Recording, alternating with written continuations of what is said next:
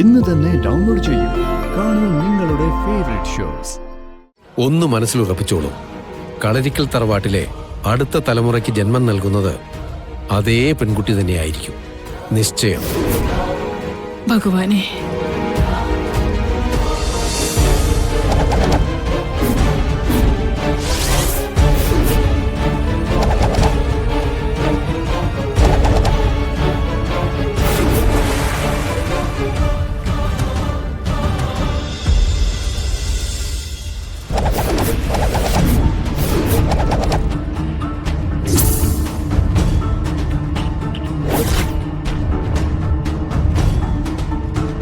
പുള്ളുവമ്പാട്ടിലെ ചില സൂചനകൾ അതിന് വ്യക്തത വരുത്താൻ വേണ്ടിയാ അങ്ങയുടെ മുമ്പിൽ വന്നത്.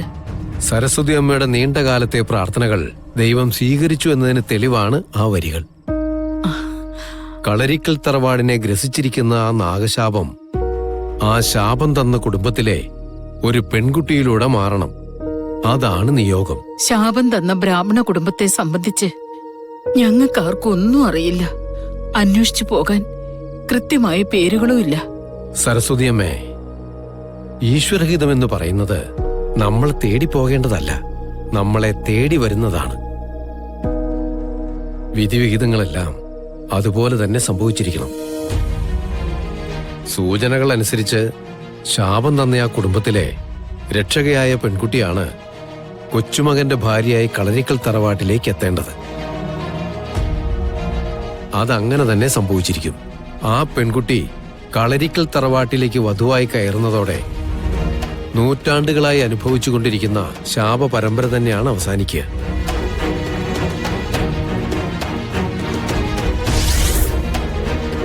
ശാപം തന്ന പൂജാരിയുടെ കുടുംബത്തിൽ ഇരട്ടകളായി ഒരേ രൂപത്തിൽ ജനിച്ച 2 പെൺകുട്ടികളിൽ ഒരാൾ.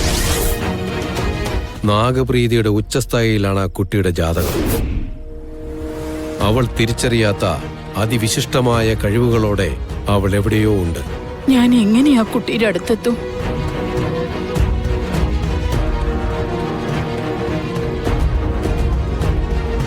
സമയമാകുമ്പോൾ അതിനുള്ള തെളിവുകൾ നിങ്ങൾ അറിയാതെ തന്നെ നിങ്ങളിൽ വന്ന് ചേർന്നിരിക്കും. ഇത്രയുമാണ് ഈ കാര്യത്തിൽ എനിക്കിപ്പോൾ പറയാൻ പറ്റുക.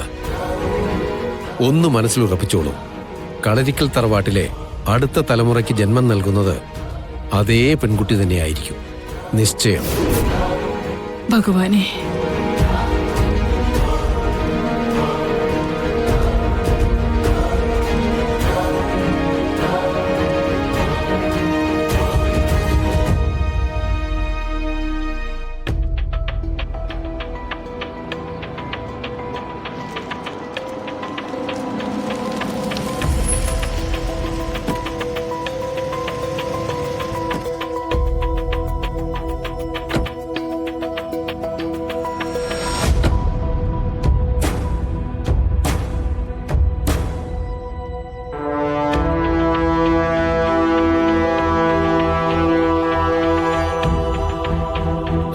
ചേട്ടാ, ഒരു അഡ്രസ് ചോദിക്കാനായിരുന്നു. ഏത് അഡ്രസ്സാ? ഇവിടെ കൃഷ്ണ എന്ന് പേരുള്ള ഒരു കുട്ടിയുടെ വീട്ടിലേക്കായിരുന്നു പോവേണ്ടേ. കൃഷ്ണ എന്ന് പറഞ്ഞ ഓ തങ്കത്തിന്റെ മകളല്ലേ? ആ, അത് തന്നെ. ഇവിടുന്ന് ഒരുപാട് ദൂരം. ഇവിടുന്ന് കുറച്ചേ ഉള്ളൂ. ഏറിപ്പോയ ഒരു 1/2 കിലോമീറ്റർ വരും. അവിടെ ചെന്ന് ആരോട് ചോദിച്ചാലും പറഞ്ഞുതരും. താങ്ക്സ്.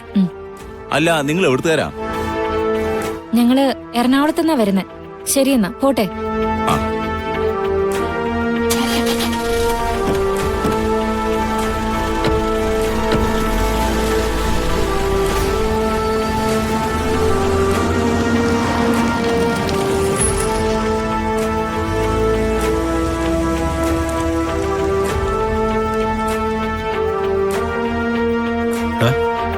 അവരാരെ അന്വേഷിച്ചേ? അവര് എറണാകുളത്ത് നിന്ന് വന്നാ.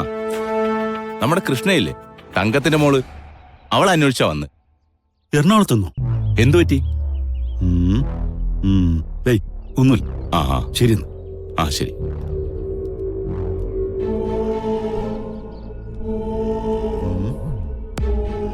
എറണാകുളത്തുനിന്ന് 2 പേര് അന്വേഷിച്ചു വന്നെങ്കില് സംശയിക്കാനൊന്നുമില്ല. അത് അളിയൻ പറഞ്ഞ ആൾക്കാർ തന്നെയായിരിക്കും. നോക്കാം.